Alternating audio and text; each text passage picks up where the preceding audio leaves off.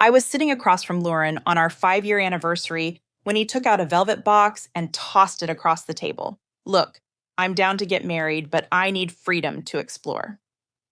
There are so many beautiful women out there, he continued, and I need to experience them before I die.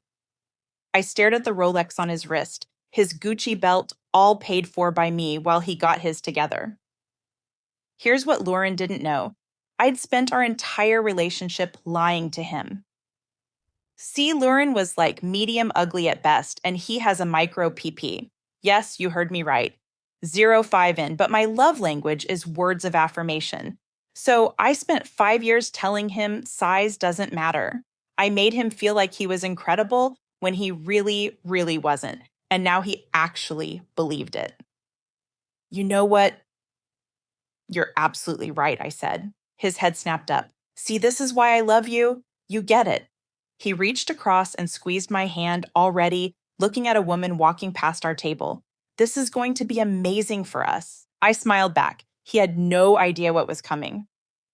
Within a week, Lauren was a different person. New cologne that he bought in 5 installments with Clara. He'd sit on the couch next to me, swiping through dating apps, showing me photos of women. This one wants to meet up Thursday, he'd say. You should try too. Oh, wait, you're probably too shy for this lifestyle. I just nodded because I had my eyes on a prize too. And after 2 weeks of Lurin posting other girls on his Instagram story, his mom finally texted me about the family barbecue. You'll still come, won't you? His brother Jack and I both want you there. I wouldn't miss it, I said, and I meant it. At the barbecue, Jack was at the grill in a shirt that he probably paid for by himself. He smiled when he saw me, that genuine smile that made you feel like you mattered. Hey, he said, I heard about the open relationship thing. You doing okay? I stepped closer. Actually, I'm doing great. Lauren wanted freedom. I'm just taking the same deal. His expression shifted. Oh, yeah. We talked for an hour, laughed his hand, brushed mine. Across the yard, Lauren was watching us, his conversation dying mid-sentence. His mom came over and hugged me. I always thought you were too good for Lauren anyway, she whispered. But here's the thing. While Lauren was posting all these club photos and collecting phone numbers, his actual dates weren't going well. He'd come home early every time. Thursday night home by 9:00, Friday night same thing. He was getting quieter. The confidence was cracking. 2 weeks later, I was getting ready to go out when Lauren walked into our bedroom. Where are you going? His voice was different, uncertain. I have a date. Oh, he sat on the bed. Anyone I know, I looked at him in the mirror. Yeah, Jack. His face went white. Jack. My brother Jack. Yep. That's not funny. I'm not joking. I grabbed my purse. You said anyone? No restrictions. Remember, I didn't mean my brother. You said whoever I want Jack. I headed for the door. You're being really insecure right now. I thought we were exploring. This is different. You can't what I turned around. He opened it, his mouth closed it. He was trapped. That's what I thought, I said. Jack and I went to a nice restaurant where he asked about my life and actually listened. I've wanted to ask you out for 5 years, he admitted, but you were with my brother. I posted a photo of us that night. Lurin viewed it on all 3 of his accounts. The text started at midnight. We need to talk. You're doing this to hurt me. After that, I started spending the nights at my best friend's house and didn't see him again until the next family dinner 3 weeks later. When Jack and I walked in holding hands, his mom practically ran over. Oh, I'm so glad you two finally got together. She hugged us. Jack has been talking about her for years, but she was with Lauren, and he'd never do that to his brother. Lauren sat through dinner silent while everyone gushed about Jack and me. His aunt kept saying things like, finally, someone with a real career, and Jack always treated his girlfriends well, not like before, trailing off and glancing at Lauren. After dinner, Lauren followed me to the kitchen. Can we talk? His voice was small. Please, I'm kind of busy. Please. His eyes were red. I made a mistake. The open relationship isn't working. That's rough, I said. But my brother really, you said whoever I want. I'll close the relationship, he said coldly. We'll go back to normal, just us. Like it was. That's not an ask. That's a warning. I stared, not knowing what he meant. The way he looked at me made my skin crawl. My phone buzzed in my pocket, and Chelsea's name lit up the screen, asking if I was okay since I'd been in the kitchen so long. I typed back that I needed to come over right now and grabbed my jacket from the coat rack. Lauren blocked the doorway, but I pushed past him and told Jack I had to go handle something urgent. His mom hugged me goodbye, while Lauren stood there watching with his arms crossed. The drive to Chelsea's apartment took 20 minutes, and she was already waiting at the door with wine and her laptop open. I told her everything about the kitchen and his weird threat about closing the relationship.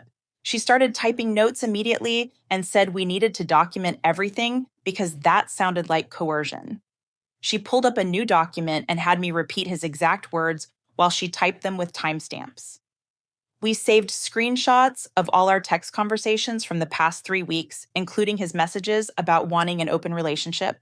Chelsea said this was important evidence if things got worse, and I should keep records of everything from now on. The next morning, I woke up early and drove back to our apartment while Lauren was at the gym. I went through every drawer and folder, collecting receipts for things I'd bought him over the years. The Rolex receipt was in my jewelry box, where I'd kept it after surprising him for his birthday. His Gucci belt receipt was in my email, along with dozens of clothing orders from Nordstrom and Saks. I found rent payments going back 3 years, showing I'd paid 70% every single month. Grocery receipts filled an entire shoebox because I'd been buying all our food since he was between jobs for 2 years. My credit card statement showed restaurant bills, vacation expenses, and even his car insurance payments. I spread everything out on Chelsea's dining table and used her calculator to add it all up. The total came to $32,400, and seeing that number made me feel sick. I took photos of every single receipt and uploaded them to a cloud folder Chelsea helped me create. Then I texted Jack saying we needed to talk about boundaries with his family situation. He replied immediately and suggested meeting for coffee that afternoon at a place near his office. When I got there, he was already waiting with my usual order ready. He listened while I explained about Lauren's behavior and said he understood if I needed space from his family drama. Jack promised to support whatever I needed and wouldn't pressure me about family events. He also mentioned that Lauren had been calling him nonstop complaining about me, but he wasn't engaging with it. We agreed to keep our relationship separate from whatever was happening with his brother. Later that day, Lauren posted a black and white photo of himself looking sad with text about fake people showing their true colors. I took a screenshot immediately and added it to my evidence folder without responding or even liking it. Chelsea came home from work and said I should really see a lawyer about our shared lease and getting my money back. She had a friend at a legal aid clinic who helped people with domestic situations and could see me later this week. I called and made an appointment for Thursday morning. 2 days passed with my phone constantly buzzing from Lauren's messages. First, he sent long paragraphs about how much he loved me and made mistakes. Then he switched to angry texts about Jack being a terrible brother who betrayed him. I only responded to practical things like the electric bill being due and needing him to transfer his half. Every message I sent was short, and I screenshotted everything, including his responses. On Wednesday morning, Dean from HR called me into his office. Someone had made an anonymous complaint about my workplace behavior, claiming I was creating a hostile environment. I explained that my ex was harassing me and trying to cause problems at my job. Dean took notes and said they'd take retaliation seriously and would investigate the complaint thoroughly. He asked if I felt safe, and I said yes, but wanted it documented that this started after I ended things with Lauren. Thursday's appointment at the legal clinic went better than expected. The advisor looked through all my documentation and receipts and explained my options clearly. She said I could pursue getting the money back through small claims court for anything that was a loan, not a gift. She also explained how to get off the lease if Lauren couldn't afford the apartment alone. We spent an hour drafting a formal separation agreement that said Lauren could keep the actual gifts, like the watch and clothes, but he needed to pay back money for rent, groceries, and bills that were clearly loans to help him out. The agreement gave him 6 months to pay back $20,000 in monthly installments. She said this was generous since I could prove more, but it showed I was being reasonable. That afternoon, I sent the separation agreement to Lauren's email with a raid receipt turned on. The email said he had 1 week to respond before I would file in small claims court for the full amount. The read receipt showed he opened it within 3 minutes, but he didn't reply for hours. Around 7 that night, I was watching TV with Chelsea when the buzzer for her apartment went off over and over. Someone was pressing every button in the building trying to get in. Chelsea looked at the security camera on her phone, and there was Lauren standing outside pressing buttons like crazy. My stomach dropped. He must have gotten her address from my work directory or something. Chelsea told me to stay quiet while she went to the intercom. Someone from upstairs had already buzzed him in, though. We heard footsteps running up the stairs and then pounding on Chelsea's door. "I know you're in there." Lauren was yelling and hitting the door so hard the frame was shaking. I pulled out my phone and started recording while Chelsea grabbed hers to call building security. He kept pounding and yelling about needing to talk to me and how I was ruining everything. The whole hallway could probably hear him screaming about his brother and his life and how this wasn't fair. I kept recording everything while Chelsea talked to security on the phone. Within maybe 5 minutes, 2 security guards showed up, and we could hear them in the hallway telling Lauren he needed to leave. He started yelling at them too about how I stole his brother and ruined his life and turned everyone against him. The guards weren't having it and basically dragged him toward the elevator while he kept screaming. Chelsea opened the door once they got him in the elevator, and we talked to the guards. They took our statements about what happened and said they were banning him from the property. One guard wrote up official documentation about the incident and gave us copies. They said if he came back, they'd call the police immediately. My phone was blowing up with texts from Jack asking if I was okay. Lauren had called him right after getting kicked out and was screaming about betrayal and threatening to tell their parents the truth about me. I texted Jack back that I was fine and had nothing to hide, unlike his brother who'd been living off my money for years. Jack said Lauren sounded completely unhinged on the phone, and he was worried about what he might do next. I told him about the security incident and sent him the video I took. The next morning, I woke up to an Instagram message from someone named Melanie Yates. She'd sent screenshots of her text conversation with Lauren from when they went out. In the messages, he was telling her he was basically single and in a dead relationship. She said when they met up, he couldn't perform at all and then spent 20 minutes blaming it on stress from his toxic relationship with me. I thanked her for reaching out and explained briefly that we'd been in an open relationship that he demanded. She was completely disgusted and said he'd lied to her from the start. She offered to give a statement if I needed it for any legal stuff. I saved all her screenshots to my evidence folder. That afternoon, Lauren finally sent his response to the separation agreement. It was this long, crazy email about how I'd manipulated him for years and turned his whole family against him. He said I was emotionally abusive and controlling and that I'd planned this whole thing to steal his brother. He refused to sign anything and demanded that I move out of the apartment immediately since he needed his space. I forwarded it straight to my lawyer friend from the clinic. She helped me write a response pointing out that I was the primary person on the lease and had been paying most of the rent for years. The record showed I paid 70% of rent every month plus all the utilities. We gave him 30 days to find somewhere else to live or agree to the payment plan. She said his email actually helped our case because it showed he was being unreasonable. That night, his mom called me crying. Lauren had told her I'd been emotionally abusing him for years, and she didn't know what to believe. I stayed calm and told her I had documentation of our whole relationship, including all the bank statements showing how much money I'd spent supporting him. She went quiet for a long time and then said she needed time to think about everything. I could tell she was starting to see through his lies, but didn't want to believe her son would make all this up.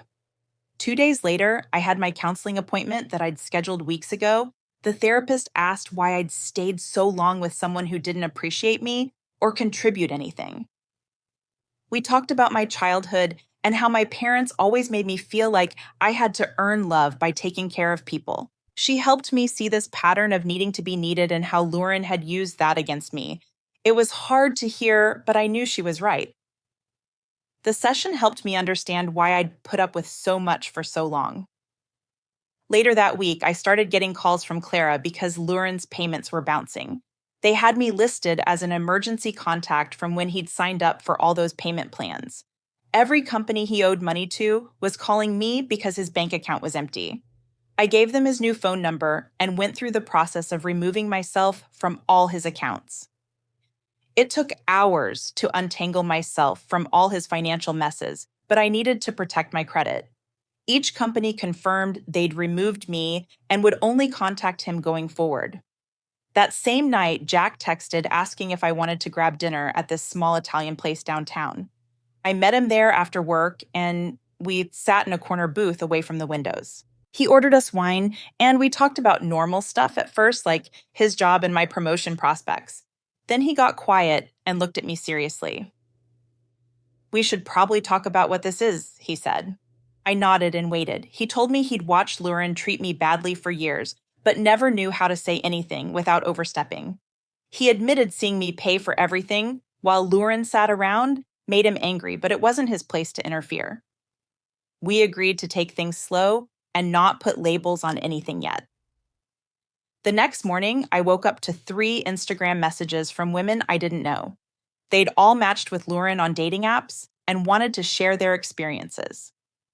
The first one said he showed up 40 minutes late to their coffee date and spent the whole time talking about his ex, who was threatened by his success with women. The second one said he tried to get her to pay for dinner because his card got declined. The third one sent screenshots of him asking to borrow money after one date. All 3 said he wouldn't stop talking about how his ex was crazy and controlling. I thanked them for reaching out and saved all their messages. That weekend, I decided to start moving my valuable items out of the apartment while Lauren was at his new weekend job his uncle got him. Chelsea came over with boxes, and we started packing up everything I could prove I'd bought. My laptop jewelry, the expensive coffee maker, all the kitchen stuff I'd purchased, even the good sheets and towels. Chelsea kept watch by the window in case Lauren came home early. We loaded everything into her car and took it to a storage unit I'd rented. The whole process took 3 hours, and we made 4 trips. Monday morning, I called Colin White, our landlord, to discuss the lease situation. He agreed to meet me at a coffee shop near his office. I brought copies of all the rent payments, showing I'd been covering most of it for years. Colin looked through everything and shook his head. He told me Lauren was already 2 months behind on his portion, which I'd been covering without realizing. Colin agreed to remove Lauren's name at the lease renewal in 3 months if the missed payments continued. He also said he'd been getting complaints about loud music and parties from Lauren's unit since I'd been staying elsewhere. I thanked him and got everything in writing. 2 days later, my bank app sent an alert that someone tried to access our joint savings account. I'd already moved my portion to a separate account the week before leaving only Lauren's contributions, which totaled about $200. My phone started buzzing with angry texts from him saying I stole his money. I reminded him the remaining balance was only what he'd put in over 5 years. He kept texting that I was a thief and he'd call the police. I screenshot everything and didn't respond after that. The next morning, I saw his aunt had posted on Facebook about women who gold dig and then play victim when the relationship ends. It was clearly about me, even though she didn't use names. Within an hour, Jack had commented defending me, saying, "Some people work hard while others mooch off their partners." His mom jumped in, supporting Jack. Soon half the family was arguing in the comments. I stayed completely out of it and just watched the drama unfold. My counseling appointment was that afternoon, and we spent the whole session talking about honesty. The therapist pointed out I'd been lying to myself as much as I'd lied to Lauren. She helped me see that I'd convinced myself his laziness was temporary and his lack of contribution would change. We talked about how being honest with myself meant recognizing my own worth and not settling for someone who didn't value me. It was hard to hear, but I knew she was right about everything. That night, I got a message from Alexa Figueroa with laughing emojis. She'd gone out with Lauren the previous week, and it was a disaster. He showed up late without his wallet and asked her to cover drinks. Then he spent the entire date talking about his crazy ex who was jealous of his success. He tried to invite himself back to her place and got mad when she said no. She said he mentioned me at least 15 times and kept showing her old photos of us to prove how happy he used to be. I thanked her for the warning and added her messages to my growing collection of evidence. By Thursday, I was done playing nice. I sat down and drafted a final email to Lauren with clear demands: move out within 45 days, pay back the $5,000 he owed in monthly installments, stop contacting me directly or through other people. I CC'd Colin the landlord and my legal advisor from the clinic. I included consequences this time, like eviction proceedings if he didn't leave, and small claims court for the money. I sent it Friday morning and waited. His response came Monday, but not by email. I was at my desk when Dean from HR called saying someone was in the lobby demanding to see me. I knew immediately it was Lauren. Dean went down to handle it while I stayed at my desk. 20 minutes later, Dean called to say security had removed Lauren from the building after he started yelling. They filed a formal no contact order and put his photo at all security desks. Dean said HR was treating this as a safety issue and asked if I needed any other support. I thanked him and went back to work, knowing I had another layer of protection now. 2 days later, Jack's mom called me while I was making dinner, and her voice sounded different, softer somehow. She told me she'd been talking to other family members about everything that happened, and they all confirmed what she'd started to suspect about Lauren's pattern of blaming everyone else for his problems. She admitted she'd always known he was irresponsible, but kept hoping he'd grow up if she just gave him enough time and support. I stirred my pasta while she talked about how she'd watched him go through job after job, always with some story about a bad boss or unfair treatment. She said she should have seen the signs when he moved back home 3 times before meeting me, each time with a different excuse about roommates or landlords being unreasonable. The conversation lasted 20 minutes, and by the end, she was crying, saying she felt guilty for not protecting me from him sooner. That same week, I started getting messages from mutual friends who'd heard Lauren's version of events. 3 different people reached out saying he'd been telling everyone I'd been cheating with Jack for months before we opened the relationship. They all said the same thing, though, that his timeline didn't make sense because he'd been posting about our anniversary dinner just weeks before claiming I'd been cheating for months. One friend sent me screenshots of Lauren's messages where he contradicted himself about dates and details. Another friend who worked with Jack confirmed that Jack had been out of town for work during the time Lauren claimed we'd started our affair. I saved all the screenshots in a folder labeled Evidence and kept documenting everything. The mediator, Jasper Conrad, called me Thursday morning to schedule our meeting at a coffee shop downtown for the following Monday. He explained the process would be neutral and focused on reaching a fair agreement about the apartment and finances. I agreed to the time and marked it in my calendar. Monday came, and I arrived 15 minutes early, ordering a coffee and reviewing my documentation one more time. Jasper showed up right on time wearing a simple button-down shirt and carrying a leather folder. We shook hands, and he explained we'd wait 10 more minutes for Lauren before starting. 20 minutes passed before Lauren finally walked in, wearing the Gucci belt I'd bought him for his birthday and a designer jacket I recognized from my credit card statement 2 months ago. He didn't apologize for being late, just sat down and immediately started complaining about having to meet at all. Jasper stayed calm and pulled out paperwork explaining we needed to discuss the apartment lease and any shared financial obligations.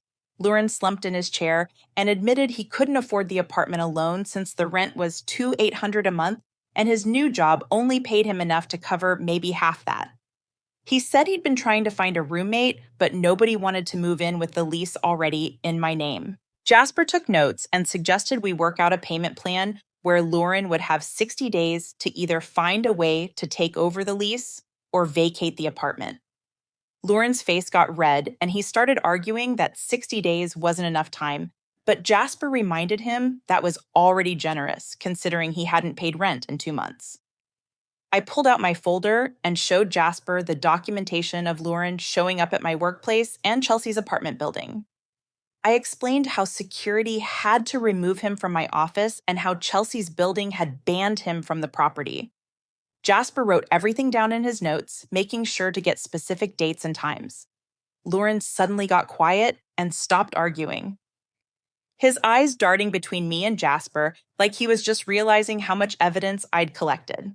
Jasper suggested we add a no contact provision to the agreement, and Lauren didn't object this time. We spent another hour going through financial details, with me showing bank statements proving I'd paid for almost everything during our relationship.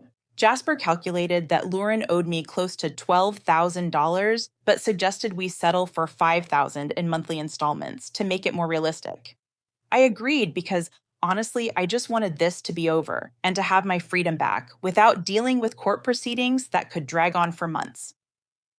Lauren signed the agreement with shaking hands, agreeing to move out within 40 days and pay me $500 a month for 10 months. Jasper made copies for everyone and explained the agreement was legally binding and could be enforced through small claims court if necessary. After the meeting, I called Jack to update him, and we talked about our situation. We both agreed it would be better to wait until after Lauren moved out before being public about dating, since we wanted to minimize drama and let things settle down. Jack said he understood completely and that he'd rather do things right than rush into anything that might cause more problems. He pointed out that we'd already waited 5 years, so a few more weeks wouldn't matter, showing way more maturity than his brother ever had. Within days of signing the agreement, Lauren started posting his designer items for sale online with sob stories about starting over after betrayal and rebuilding from nothing. I saw the posts because mutual friends kept sending me screenshots, but I didn't engage or respond to any of it. He listed the Rolex for half what I'd paid for it and the Gucci belt for a third of its value. Clearly desperate for quick cash, I focused on my own life, instead going to work, spending time with Chelsea, and slowly rebuilding my sense of self without his dead weight dragging me down. Chelsea came over the next weekend with paint samples and furniture catalogs, determined to help me reclaim my space. We spent Saturday painting the bedroom walls a soft blue color that Lauren had always said was too feminine. Sunday, we moved all the furniture around, getting rid of the ugly gaming chair he'd insisted on keeping in the living room and replacing it with a reading nook I'd always wanted. We threw out his old posters and the stupid neon sign he'd bought for the kitchen that said "Live, Laugh, Love." But ironically, by Sunday night, the apartment looked completely different, like a real adult lived there instead of a perpetual teenager. Chelsea helped me hang new curtains and arrange my books on the shelves I'd bought but never had room for before. The whole place finally felt like mine alone, not some compromise between what I wanted and what he'd tolerate. 2 weeks into the payment plan, my phone buzzed with a notification from my banking app showing a $500 deposit. I checked the transaction details and saw it was from Lauren, right on schedule for the first payment. I forwarded the confirmation to my legal advisor at the clinic with a brief note acknowledging receipt, keeping everything professional and documented. There was no personal contact between us, just business through official channels. Exactly how it should have been from the beginning if I'd been smarter about protecting myself. 3 days later, I came home from work to find Lauren's key on the kitchen counter next to a folded piece of paper. The apartment felt different, emptier, with gaps on the shelves where his stuff used to be. I picked up the note and started reading something about how I destroyed his life and ruined his family relationships. I crumpled it up and tossed it in the trash without finishing it.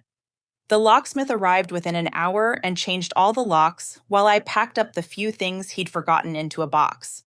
I texted him that his stuff would be on the curb tomorrow morning and blocked his number again. That weekend, his mom called asking if I'd come to Sunday dinner because she still considered me family. I thanked her, but said I needed some time to myself first. She understood and said the invitation would always be open whenever I felt ready.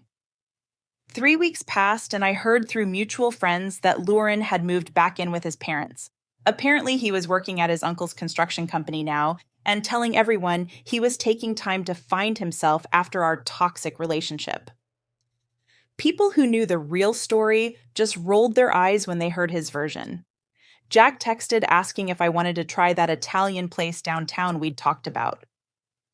We got a table by the window, and for the first time in weeks, I didn't look over my shoulder.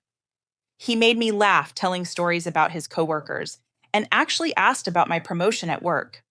When the check came, he paid without making it weird or expecting anything in return. Walking back to my car, I realized this was what normal felt like. My counseling appointment that week focused on unpacking why I'd stayed so long with someone who didn't value me. We worked through my patterns of needing to be needed and how I'd confused being used with being loved. She helped me see that my worth wasn't tied to what I could provide for someone else. I left feeling lighter than I had in years. The next month, my banking app showed another $500 deposit from Lauren. This time, there was a note in the memo field saying he was sorry for letting his ego ruin something good. I screenshot it for my records, but didn't respond. He didn't deserve my forgiveness or my acknowledgement. Chelsea surprised me the following weekend by inviting a bunch of our friends over for what she called my freedom party. Everyone brought wine and snacks, and we sat around my newly decorated living room sharing stories. Turns out most of them had noticed the problems, but didn't know how to bring it up without seeming like they were attacking my relationship. My friend from work admitted she'd wanted to shake me when I'd mentioned buying him another expensive gift last Christmas. We laughed and cried, and I realized I had an amazing support system. Jack and I had been seeing each other regularly for a month when we decided to make things official. We didn't announce it on social media or make some big declaration. We just quietly became a couple without any drama or family meetings. He brought me coffee at work sometimes, and I'd cook dinner at his place. It was easy and comfortable in a way things gay ta system things with Lauren never were. We talked about real things, and he remembered details about my life.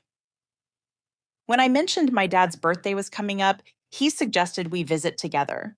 The payments from Lauren kept coming on schedule, and I kept documenting them through my legal advisor. When the final payment arrived, there was an email through my lawyer asking if we could meet for coffee to get closure. I had my advisor respond that I wasn't interested in meeting and considered the matter closed. My closure was my new life without him dragging me down.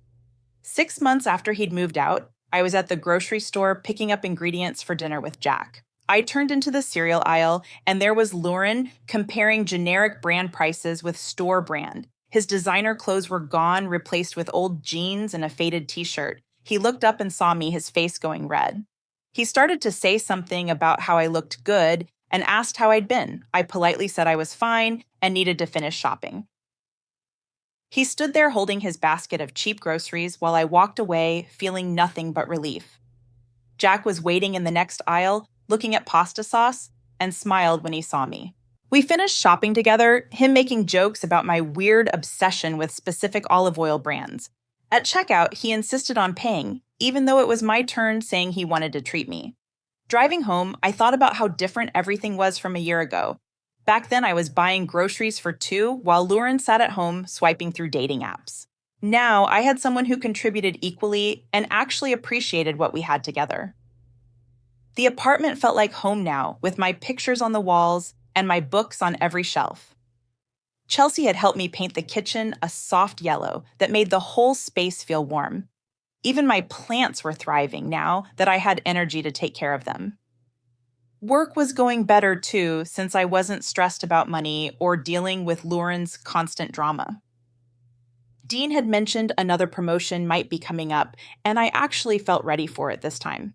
The weekend Jack suggested we drive up to the mountains came 3 weeks later, and I packed my bag while looking at my organized closet that finally had space for just my things. We took his car up the winding roads and stopped at this little roadside stand where he bought us fresh apple cider without checking his bank balance first. At the cabin he'd rented, he carried both our bags inside and started a fire while I unpacked the groceries we'd bought together, splitting the cost without any weird tension about money. That night, we sat on the deck looking at stars, and he told me he'd watched Lauren treat me badly for years, but didn't know how to say anything without seeming like he was just trying to break us up. He said he'd almost spoken up at Christmas 2 years ago when Lauren made me pay for his parents' gifts and then took credit for them. The next morning, we hiked to this waterfall, and he held my hand to help me over the rocks, even though I didn't really need help. Monday morning, Dean called me into his office and said the promotion paperwork was ready if I still wanted it. My new salary was almost double what I'd been making before, and Dean said I should have gotten this years ago, but I'd seemed too stressed and distracted to handle the extra responsibility. The first thing I did was update my direct deposit information to my new savings account that didn't have anyone else's name on it. 3 weeks into my new position, my team threw me a little celebration lunch, and everyone kept saying how much calmer and more focused I seemed lately. My birthday came 2 months later, and Jack's mom sent me a card with pressed flowers inside and a note about how she'd never seen Jack this happy in his whole life. She mentioned at the bottom that Lauren had started therapy and was working on his issues, which made me feel weirdly satisfied knowing he was finally dealing with his problems instead of making them mine. The apartment hunting started in spring when my lease renewal came up, and I realized I could actually afford something nice in a better neighborhood, closer to work. Jack came with me to look at places, and we found this amazing one bedroom with huge windows and actual closet space on the third viewing. The landlord ran my credit and approved me immediately since my score had jumped up without Lauren's missed payments dragging it down. Moving day came on a Saturday, and Jack showed up with boxes and packing tape at 700 in the morning, ready to help. We loaded everything into the truck he'd rented, and by noon, we were sitting on my new living room floor eating Chinese food straight from the containers. Chelsea came over that afternoon with a plant and a bottle of wine to celebrate my new place that was actually just mine. Setting up my home office in the spare corner felt amazing, knowing I could finally work from home sometimes without Lauren interrupting to ask for money or attention. My bank app showed me something incredible. 6 months after Lauren moved out, when I checked my balance and saw actual savings accumulating for the first time in years. I opened an investment account that week and put in my first deposit, feeling genuinely excited about planning for retirement and maybe buying my own place someday. The financial advisor at my bank said I was in great shape for someone my age once I explained I'd recently gotten out of a financially draining relationship. Planning my first dinner party in the new apartment felt like such an adult thing to do, and Chelsea helped me pick out serving dishes at the thrift store. Jack and I cooked together the day of the party, him handling the main course while I made sides and dessert from scratch. Our friends started arriving around 700, and everyone brought wine or flowers and kept commenting on how happy and relaxed I looked. Chelsea pulled me aside in the kitchen and said she'd never seen me this light and free, like I'd finally become the person I was supposed to be all along. Someone took a group photo that night, and when I looked at it later, I barely recognized myself because I was actually genuinely smiling instead of forcing it. The 1 year mark from that anniversary dinner with Lauren came faster than I expected, and Jack made reservations at this nice place downtown. He wore a suit he'd bought himself and picked me up with flowers he'd chosen because he knew I liked tulips better than roses. During dinner, he kept fidgeting with something in his pocket and finally stood up right there in the restaurant and got down on one knee.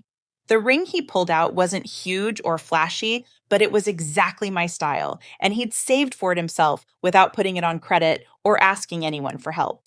He talked about building something real together, based on respect and partnership, and actually being equals in everything. My hands shook as he slipped the ring on my finger, and everyone in the restaurant started clapping while I said yes over and over. We called his mom from the car, and she cried happy tears, saying she'd been hoping for this since the day she met me.